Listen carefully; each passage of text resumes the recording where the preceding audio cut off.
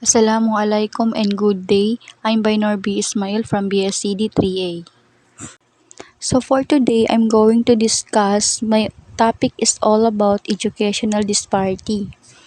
So before we start, what is educational disparity? So educational disparity means ay ang hindi pagpantay-pantay na pagbibigay o pag-implementa ng edukasyon sa mga mag-aaral o grupo ng mag-aaral lalo na sa mga low area community katulad ng SGABARM.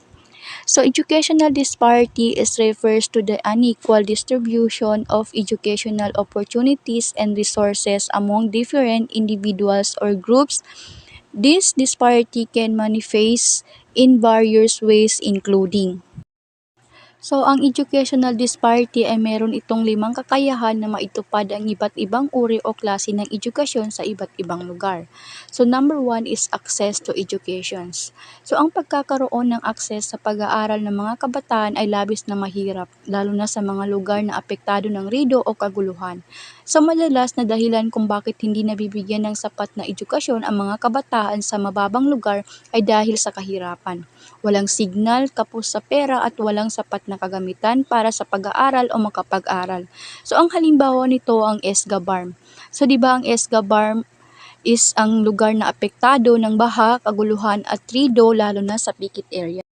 So, number 2, quality of education. So, quality of education is madalas na nagiging problema sa mga lugar na mababa is especially sa geography area. Ay ang quality of education nila is dahil sa apektado rin ng kalamidad or mababa ang lugar at nasa liblib pa ng mga Pawas River or malapit sa Pulangi at ganitong uri ng lugar ay nagkukulang talaga sa quality of educations dahil kakaunti lamang ng mga guro ang nagtuturo dito dahil karamihan sa kanila ay takot na at nalalayuan sa lugar at walang sapat na kagamitan para makapag-aral ng maayos ang mag-aaral dito. So ang halimbawa ang mga mag-aaral sa baryo, kung ikukumpara natin ang quality of education ng taga-baryo kumpara sa quality of education ng taga-city ay malaki ang diferensya nito. So, number 3 is gender disparities. So, ang gender disparities ay ang pagkakaroon ng iba't ibang kasarian sa pag-aaral ay normal lamang. Hindi lang sa lugar natin kundi maging sa buong mundo. So, ngunit madalas na nangyayari sa ating mga kabataan lalo na sa mga mag-aaral ay marami sa kanila ang apektado ng maagang pag-aasawa or di pamilya.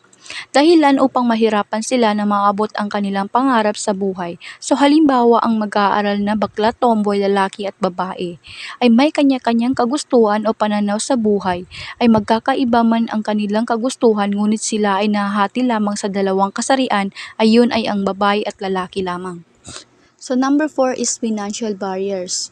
So ang financial barriers is ito na yung pinakamalaking problema ng mga estudyante o magulang ay ang financial. Dahil ang financial barriers ay marami itong naapektuhan lalo na sa mga private school.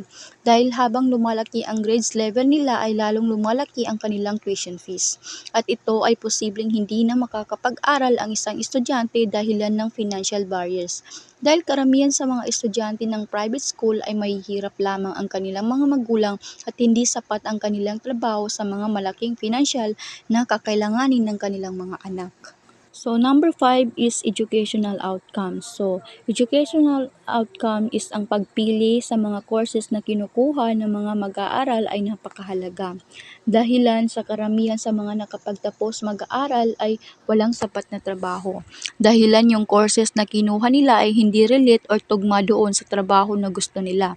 So, ang pagkakaroon ng low grades and low performance ay malaki ang epekto nito sa career natin at may posible na makakaapekto ito sa paghahanap natin ng trabaho sa iba't ibang company.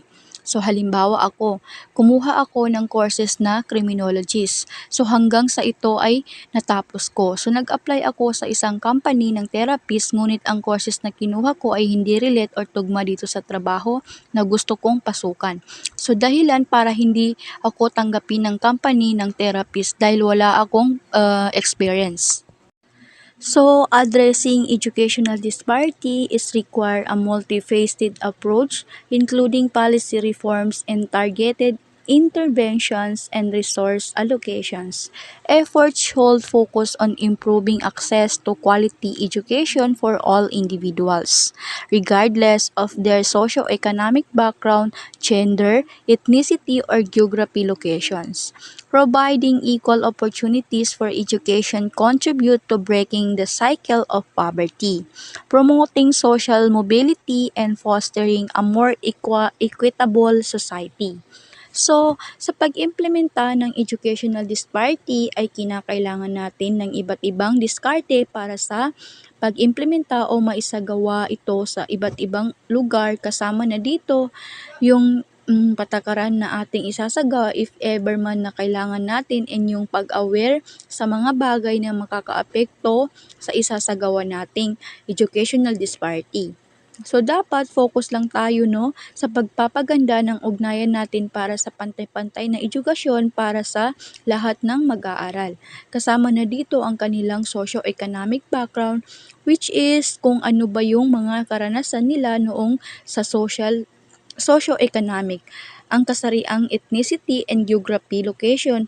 So itong tatlo na ito is isa ito sa mga basihan natin to implement the educational disparity, dahil ang pagbibigay or pagkakaroon ng pantay-pantay na opportunities para sa pag-aaral ay malaki ang maitutulong nito para unti-unti nating maahon sa kahirapan ang mga bata na nakakaranas nito.